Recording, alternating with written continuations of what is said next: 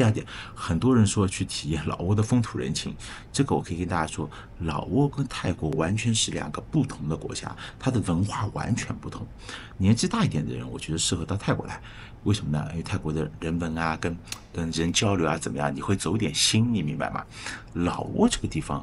因为你们语言不通，然后他们的英语普及程度也不高，在老挝就是单纯的精神发泄，你明白我意思吗？就适合年轻人，他没有任何的情感可言。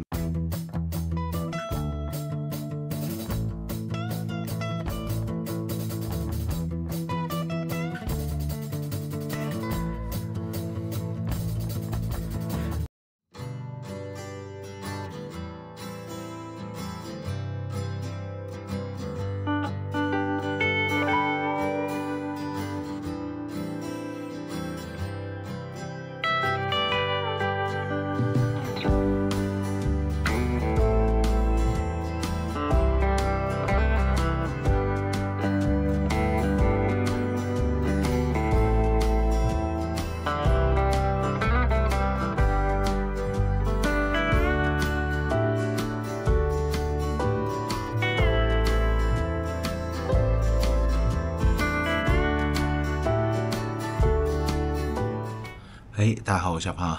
这个回来了好多天了，然后回来好多天了，一直处在一个休息的状态，也没有说去拍一些视频。然后今天呢，我们就总结一下整一个老挝的一个行程啊。这个我们是从芭提雅出发，本来呢是打算一路去往沙角，本来最早我们的计划是反方向走，等于说是先从巴色开始，然后一直从朗开回来，但是路上大家知道了这个车出问题了，对吧？这个我们只能先进曼谷去修车。那么车修完以后呢，我们第一站就去了科勒府。那么到了科勒府以后呢，我们又去了一个孔敬，那包括一些吃的玩的，这个大家在视频上都已经看到了啊。然后我们再走了一个朗开。走到乌龙塔尼，乌龙塔尼走到了朗开。那么在这一段的行程中，其实一天就能到，但是我们分成了3天，因为我们想整一路沿路的伊伞这个区域啊，都去解锁一下，所以我们在这3个府我们停留了3个晚上。那么最后呢，我们到达了朗开。从朗开进去，这个有很多的手续，这个包括其实人的手续非常简单，主要是车的手续。这个车的手续比2个人都复杂，他要填各种的发动机号啊、车架号呀，然后这个因为他车也是单独有本护照的，大家应该知道啊，都之前给大家拍了，所以车的手续是非常复杂的。那过去还要验车，看你的车是不是本人，还要复印资料，反正一大堆，然后该填的表格也一大堆。然后我们就出了以后，我们就到了老挝，那也是我们这次行程的一个重中之重。老挝进了老挝以后呢，因为当天晚上我们在关口大概卡了3-4个小时，然后完了以后呢，我们直接进到老挝的三江，因为到了老挝肯定你要去三江嘛，对吧？这个类似于唐人街一样的，这个我们到了中国人的区域，然后我们到三江去住下来。那么我们在整个三江呢，三江或者说在万象，我们待了整整2天，那基本上把整一个万象的一个简单的一个景点，比如说凯旋门啊、夜市啊，然后包括三江的一些晚上的一些娱乐场所啊，其实我们都去逛了，因为娱乐场所没给大家拍，然后给大家逛了一下。然后呢，我们就去了万荣。那么万象到万荣其实非常方便，因为我们是有汽车的嘛。但其实现在中老高铁造好以后，万荣到万象就1个小时，非常方便。你可以大家飞机飞到万象，然后玩完以后直接坐高铁去万荣，哪怕当地租车也没关系。那么它有中国原建的高速公路，这个高速公路非常好，就是万象到万荣的高速公路就跟我们国内的高速一模一样。这个然后我们就到了万荣。那么万荣呢，它是一个户外爱好者的一个天堂。那整个万荣呢，基本上就是山山水水，我们俗称的小惠林，对吧？那么去类似于它那边有那种动力伞啊，热气球啊，然后在河上面划船啊，然后 ATV 的越野车啊，反正只要是户外就爬山攀岩，该有的东西基本都有。然后晚上呢，它整一个市区有2家小酒吧，有一家叫 Sakura， 对吧？樱花。那么有这种会见到这种老外。然后其实这个地方我是建议大家住青旅，青旅非常有意思，因为我是没住青旅，但是主街上有一家青旅。哎，这个晚上太热闹了，这个我在门口都看了好久。然后这就是整一个万荣的一个情况。那万荣玩完以后呢，我们就去了甘蒙。那天我们开车开了好远，因为路上我本来是想在北善这个地方住一晚，然后后来想算了到甘蒙，因为在甘蒙的话，我们发现有一个比较好玩的一个地方，然后我们就到了甘蒙。甘蒙这个地方呢，其实很多人不知道，它对面就是泰国纳空帕农。就是纳空帕农，所以说甘蒙这个地方，有很多的中国企业，有很多的中国人，有很多的泰国人。那么甘蒙你别看是个小城市，但是它还是比较发达的。其实甘蒙没什么东西，但可以适合大家停留住一晚。甘蒙完了以后，我们就去了老挝的第二大城市，叫沙万纳吉，对吧？这个原则上，在我的理解，任何一个国家的第二大城市都是很豪华的，对吧？比如说我们的首都是北京，第二大城市是上海，对吧？那美国，比如说首都是华盛顿，第二大城市是纽约或者洛杉矶，就是都是就是第二大城市，永远给我感觉是非常好的，对吧？结果跑到沙湾纳吉，真的是沙湾纳吉出了我意外，沙湾纳吉什么都没有，沙湾纳吉就唯一有那种 casino， 它是合法的，像老挝它会有很多的 casino， 很多里面的交易的货币用的都是泰铢，它用的不是人民币，像澳门比如说用的是港币，对吧？你拉斯维加斯用的是美金，但是在老挝的沙湾纳吉它的 casino 里面，它用的是泰铢，就它的官方的那个货币是泰铢。然后我们就，因为我平时不喜欢这个东西，所以我们进去看了一下，然后我们也住在这个casino 的酒店里面，因为那个酒店是沙湾纳吉最好的酒店，然后相对来说也不贵，大概200多块钱一晚吧，200-300块钱一晚，我们就住在那边。整个沙湾纳吉基本上是没有东西可以玩，而且这个沙湾纳吉我感觉还不如其他城市，不如甘蒙，不如万荣，我不知道是不是因为我做的攻略不对啊。然后沙湾纳吉玩完以后，我们就去了整个老挝行，我们最重要的一个点就叫巴色。巴色这个地方呢，它非常漂亮，它全是高山瀑布。因为大家知道老挝是没有海的，它所有的一个都是属于那种山林地带。那么到巴色去看自然景观，还有瀑布呀，有山林呀，有溶洞啊，就各种都有。所以我们最后在巴色。巴色完了以后呢，我们就从巴色回到了泰国。回到泰国以后，跟巴色交界的地方呢叫乌文府。然后我们在乌文府当天是没有停留，我们直接一口气就杀到了这个叫素林。素林这个地方在武里南的边上叫素林，因为那边酒店相对来说比较好，就是我住那个汽车旅馆那个酒店，我们觉得非常不错。然后我们到了素林，素林完了以后呢，我们就一路返回芭提雅了。本来呢是还想去沙角那个地方有一个国家公园，我们去看看的，因为也不巧泰国碰到雨季了。但如果雨季的话，去那种山里面就非常不安全，然后路也滑呀，怎么样？所以我们就临时又改变了一个行程，然后最后回到了芭提雅。所以整一个行程给大家介绍一下，就是这么一个情况。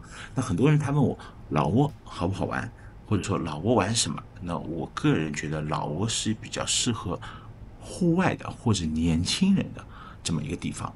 我给大家打个比方啊，比如说一些登山、爬山、涉水，这个肯定不用说了，对吧？包括什么自行车、机车、摩旅，这基本上都是属于那种30岁以下偏年轻人该玩的东西。像我们这个年纪，应该不大玩得动了啊，这是第一点。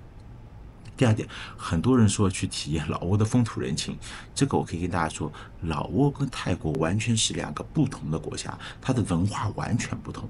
年纪大一点的人，我觉得适合到泰国来，为什么呢？因为泰国的人文啊，跟人交流啊怎么样，你会走点心，你明白吗？老挝这个地方，因为你们语言不通，然后他们的英语普及程度也不高，在老挝就是单纯的精神发泄，你明白我意思吗？就适合年轻人，他没有任何的情感可言，没有什么，哪怕你们去，在那边搭讪了一个怎么样了，可能结束就是也不会像在泰国一样说去，待在酒吧坐一会儿啊，喝个酒啊，或者什么呀，这没有的，没有任何情感上的交流，是纯适合那种我们俗称的这种打桩机，你明白吗？就它一点感情都没有，它价位呢是非常便宜，但是呢这个地方就像我说的没有感情，它适合年轻人，对吧？那么在泰国的话，我是觉得包括不管是芭提雅还是哪里，尤其像芭提雅这个地方更适合大家有个精神上的交流啊，这是我对老挝一个最大的一个点。第二个就是驾照的问题，我目前我不清楚中国驾照在老挝能不能开，应该是可以开的，但是中国驾照在泰国是不能开车，所以很多人啊，他来问我这个关于自驾的问题，他说，这个被警察抓了哦，要罚多少钱啊，或怎么样？我的想法，我不知道为什么我们国人会有这样的想法。我觉得罚钱都是小事儿，你能罚多少钱？你罚个几百几千，撑死了，对吧？一般来说，在泰国罚款大家知道就400铢、500铢，你最贵也就2000铢，对吧？就300-400块钱的事情。那最重要的是什么？你无证驾驶，万一出了车祸，你保险是不理赔的，对吧？但万一出了什么大事情，你这个无证驾驶可能还会涉及到拘留，对吧？那像国内大家知道，无证驾驶肯定要被拘留啊。你在泰国也是这样，无证驾驶如果出了事故呢，这个我觉得才是大家考虑的，而并不是说逃避一个警察的一个惩罚，或者说开个罚单。我觉得开个罚单真的是小事，我不知道我这么想对不对，但是我觉得大部分来咨询我的人，就第一个问题就是，我们中国人开车到这里是不是要罚款？我觉得好奇怪，这不是应该担心我们能不能适应方向的反，我们会不会出交通事故？就这里道路好不好？这我觉得是第一考量。而我们大部分国人第一考量就是罚不罚款。就钱真的那么重要吗？就当你出了事故以后，你就知道了，这个钱根本就不重要。前段时间芭提雅还有一个，听说是北京的兄弟，然后骑辆摩托车，然后说走就走了，对吧？所以这个东西没有一个祸能闯的。这个无证倒真的是小事，大事是出了交通事故，对吧？这是我给大家一个在芭提雅建议，就是能别租摩托车就别租摩托车。这个打个车吧，这个也差不了多少钱。这个尤其是在芭提雅这个地方，万一刮擦一下或怎么样，你无证，这是一个很麻烦的事情。你打个 Bolt， 你打个 Grab， 对吧？你不管是打个摩托车，还是说你打个汽车，其实真的占用不了多少时间。如果堵车，那就打个摩托车嘛。那芭提雅的市区其实还好，摩托车也骑不了太快。但是你去骑就不一样了，前面有人骑，他是有驾照，他是有保险的，对不对？你是乘客，你是在正规软件上叫车，都能获得相应的理赔。如果你自己骑了撞了，那就没有这个理赔了，那还会碰到万一碰瓷怎么办？语言不通，就这个事情太多了。那么当然，我们花了那么多的时间来说这个驾驶的问题啊。那最后一个问题呢，我想跟大家说一下，就这段时间是雨季，对吧？那么这段时间我应该也不大会出去走。那么这段时间呢，我想一想，去年1年基本上我什么都没干。那现在我觉得我一个主要的工作呢是在这里拍视频，然后呢给大家代理一些类似于门票啊或者怎么样，或者大家定制一下行程或者怎么样。我觉得第一呢是有点收入可以补充我后面半段的一个旅行经费，因为每天坐13空也不是个事儿。另外一个呢，我是觉得我相应现在拿到的一个这个价位，会比网上会相应优惠一点。那么这样的话呢，也变相给大家一个福利，对吧？你们少花钱了，我又能相应的赚一点佣金，我觉得这个是比较一个良性循环。然后呢，差不多休整个1-2个月以后，我们再往马来西亚或者哪里，我们再往周边去，我们慢慢把这个圈子给做大来，或者说我们慢慢更深入的去走，包括这次135其实没有走完，我在想是不是再去深度的走一下或者怎么样，对吧？但这个东西需要一个有个小伙伴支撑，对吧？因为我一个人走说我这个好像没有原先那种动力了。那第二个呢，我觉得还是要个金钱支撑。那不是说自己生活费生活不起，但是你做13空总不是个事儿。我目前是在这1年多，我自己想的就是这么个情况啊。这个也就是我目前在做的一些东西，我觉得我给大家也进行一个汇报一下，因为毕竟，说多不多嘛，有1万多人呢，对吧？那我给大家说一下我目前在干什么，因为很多人觉得，我最近怎么在发广告啦，或者怎么样，这个我觉得很正常，对吧？很正常。但我尤其在芭提雅这个地方，反正不要坑人，对吧？这个给大家谋到了一个福利，对吧？自己呢又有一点佣金，我觉得这个事情真的可以干。包括接下来我也想去曼谷那边去找这个旅行社谈谈什么呢？就他们会推出一个现在比较流行的叫落地散拼，对吧？大家自己买机票到了泰国以后，然后拼团拼个4天5夜啊，5天4夜啊，6天5夜啊，怎么样的？我想去走一走他们那些旅行团，然后看一下有没有这种值得推荐的，跟原来的那种购物团是不一样的东西。因为我看了一下价位，相对来说是比较诱惑的，2499啊，2999啊，3000出头，它各种价位都有。我在想，就是我自己去匿名的跟一下这个团。然后跟完了以后，然后我去看看，这种怎么样？如果可以的话，我觉得也不失于一种新的一个旅游模式，因为现在这个旅游模式在变化，对不对？你说这种跟团游怎么好好说？真的，这个我是很吐槽跟团游的。但是如果这种落地散拼，包括最早的那种类似于星魔岛这样的东西，我一直是没有跟过，你明白吗？其实我没有什么发言权，我呢觉得现在要自己去跟看，第一看值不值这个价格，对吧？第二个就是。比如说2000多，它瑕疵肯定有，但我们期望值不能太高。比如说2500的团，我的期望值大概就在3000到3500，我看它值不值，对不对？那我不能跟7、8千去比，就是多个500、1000，我看它是不是。然后好的地方呢，我也给大家记录下来。如果不好的地方呢，我也会直接去骂这个商家。反正我秘密去的嘛，商家也不知道，对吧？那么类似于也做一个监督，因为我觉得这个东西是目前比较流行的，大家网上现在在平台上在售卖的一些产品，基本上都是落地产品。其实落地产品它比较杂，但是落地产品适合什么呢？适合语言不通的人，适合第一次出国的人，这个真的是不同。因为有很多我的观众第一次来，真的什么都不懂，他连打车软件都不会。我告诉他 Bolt Grab，他说我用 Grab 是中文跟滴滴呀。我说那你用 Bolt 有什么区别呢？对不对？他 Bolt 虽然说英文，但是也是下一步，对吧？就还有很多人他并不懂这个软件，他连一个谷歌地图都没有，他连怎么看汇率都不知道，然后他连方向感都没有。其实这样的人很多，对吧？那你说我总不能挨个去说，挨个去教育，这个我也没这个资格。所以很多我觉得，如果说是相应的没有一个出国经验的一个这样的观众，我是觉得，我去看看有个这种好的一个团给大家挖掘挖掘。那么相应来说呢，也给大家整一个行程更丰富一点，对吧？这个我目前来说，整个泰国我目前能想到的就是做一些这个东西，然后呢，更多的是赚点钱，然后自己继续去旅游，就是旅游1个月赚2个月钱，旅游1个月赚2个月钱，我觉得这是一个最好的一个选择。